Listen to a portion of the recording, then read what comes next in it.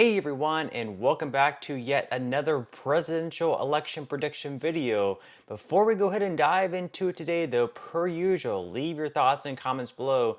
Who do you think is going to win between Kamala Harris and Donald Trump? And also, who do you think won the debate that took place just a few days ago? Do you think that Donald Trump looked better, or do you think that Kamala Harris looked better? And do you think that's going to sway the minds of voters? Do you think they might switch from Trump over to Harris or Harris over to Trump, or maybe change the mind of some of those independent voters?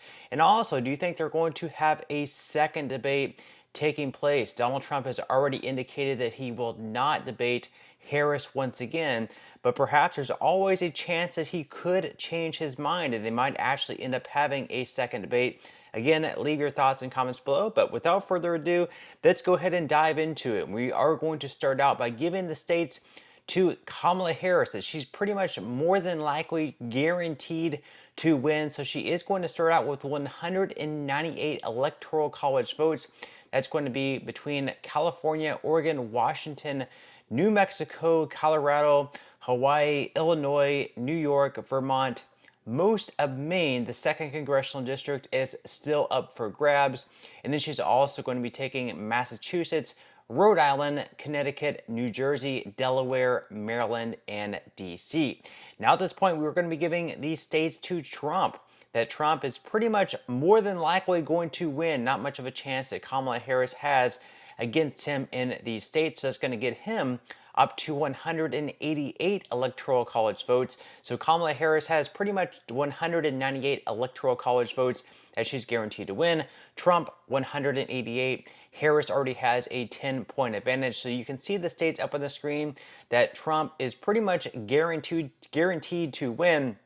So he's going to take Alaska, Idaho, Montana, Wyoming, Utah, North and South Dakota. Most of Nebraska, the second congressional district, is going to be up for grabs.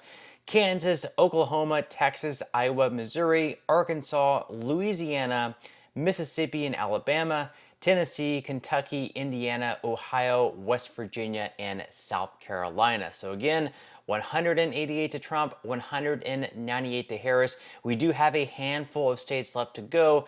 And once again, it's the race to 270. Whoever can get to 270 electoral college votes at least is going to win this election. Of course, there is actually a small chance of a tie as well. But let's go ahead and dive into the first one.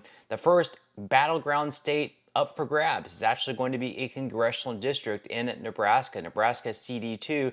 It is going to be the city of Omaha. Now, the most recent poll we have for this is taken by Remington Research back in the middle of August. And that one, it was actually Trump versus Harris versus Kennedy versus West versus Stein. Harris was leading that poll by 8 points, and Biden won the second congressional district in Nebraska in the 2020 election. So we are going to give Nebraska CD2 to Kamala Harris. Now let's move up to Maine congressional district number 2. Trump more than likely would actually have the advantage here. It usually is a little bit more of a conservative district.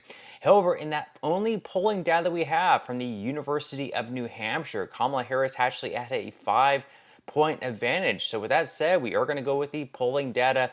Kamala Harris is going to be taking the second congressional district in Maine. Now, let's go ahead and move on to Minnesota. Minnesota, you would think, would typically vote for Kamala Harris, and the fact that she took actually the governor in Minnesota in Tim Walz as her VP, you would think that would more than likely cement her victory in the state. But actually, you haven't really seen much of a bump up in the polling there. You see the most recent poll taken back in early September, Harris was leading by 5 points. But you can see the other polls actually were 5 and 6 points taken back in August and July. So she hasn't really seen an increase in her lead despite taking the governor of Minnesota. And you actually have a lot of people saying it was a missed opportunity of her actually not taking the governor of Pennsylvania in Josh Shapiro, which would be a much more close battleground state, and Shapiro is very popular in the state of Pennsylvania. So sort of a missed opportunity for her there, and she's not even really gained any in the state of Minnesota. But with that said, we are going to be giving the state of Minnesota to Kamala Harris. That gets her up to 210 to Trump's 188. Now let's move on to New Hampshire. In the recent polls, Kamala Harris has actually been gaining on her lead. She was leading by 4 and 5. The most recent poll has her up to 8. So we are going to be giving Kamala Harris to the state of New Hampshire. This moved down to Florida, and Florida is a little bit tighter than what Trump would hope for. However, in that most recent poll, he is still leading by 5 points. There is one that is a little bit closer where he's only leading by 3 points. But we are going to be giving the state of Florida to Donald Trump. That's a huge 30 electoral college votes going to him. He's up to 218 to Harris's 214. Now let's move on to North Carolina. In that most recent poll, he is leading by 3 points. There's another recent poll where he's leading by 2 points. But just the fact that, Kamala Harris actually has a couple of polls there where she's leading, and it's a lot closer than what Trump would hope for. That's actually great news for Kamala Harris, but North Carolina is going to be going to Donald Trump.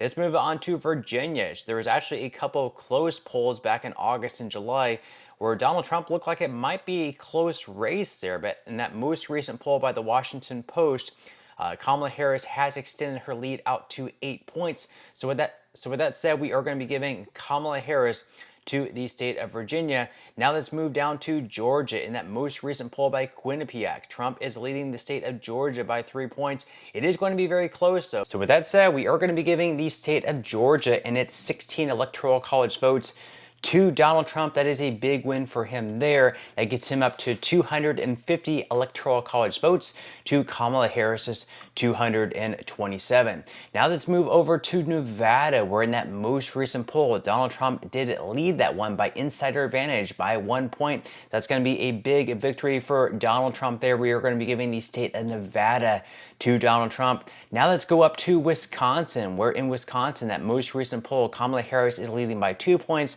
There's another poll by Marquette where she's leading by 4, and then one by CBS News where she is leading by 2. So with that said, we are going to be giving the state of Wisconsin to Kamala Harris. That's a big victory for her, because if Donald Trump did take the state of Wisconsin, that would give him up to 266 electoral college votes, which would mean that he would have only needed to win Arizona, Michigan, or Pennsylvania to win the election. But with that said, let's go ahead and move over to Arizona. And with that said, Donald Trump does have a narrow advantage in the state of Arizona. It is very close though, because we have a poll by American Greatness where it is a tie. However, in those other polls by Insider Advantage in Trafalgar Group, Trump is leading by 1 point. So we are going to be giving Trump to the state of Arizona, but that's not going to be enough to give him an overall victory. That's going to give him up to 267 electoral college votes, and we do have Michigan and Pennsylvania left to go.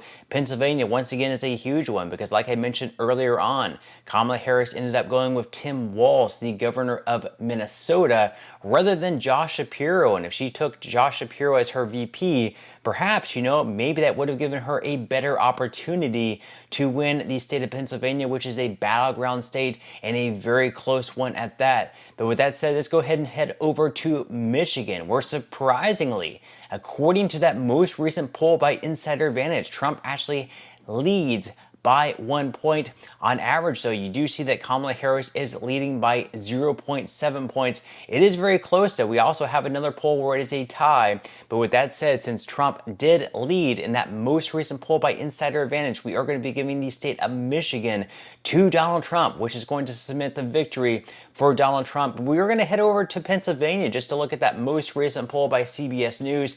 It is a tie. And then we also have two other ties by The Hill/Emerson taken back in late August, as well as CNN. But in the other poll by Trafalgar Group taken in late August, we actually have Donald Trump leading by 2 points. Pennsylvania is such a close state right now.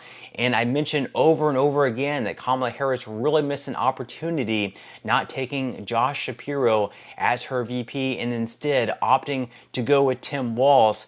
So we are going to be giving Donald Trump to the state of Pennsylvania as well, which would give him up to 301 electoral college votes and a victory. Donald Trump is our new president.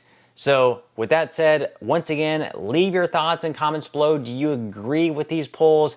Do you disagree with them? Do you agree with the results? Do you disagree with the results? Leave your thoughts and comments below. I would definitely love to read them, but that's all we have for today's video, and I will see you in the next one.